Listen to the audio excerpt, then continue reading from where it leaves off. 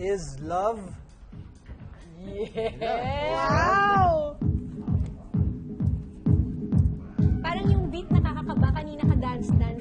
Correct. Ikaw ulit! Okay. Is love? Is love truly sweeter the second time? Totoo nga! Para sa'yo at bakit?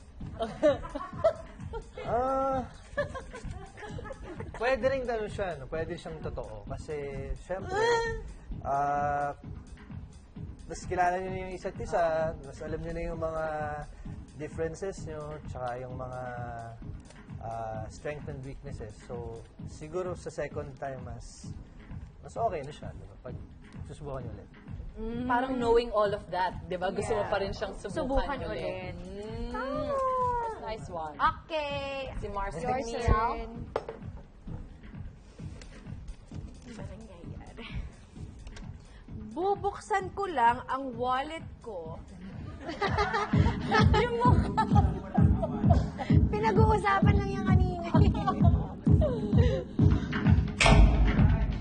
G and Dennis. G and Dennis. G and Dennis. Kapag ang artistang humiram sa akin ng pera ay si... Oh my God! Sinong artista? Pwede niyong pautangin lang. Kailangan may name? Oo. Kahit sino lang. Random. I watch your GTV. Sige, I will. Sige, papautangin ko. One of my good friends, Janelle Jamer. Yeah. Oh. Yeah.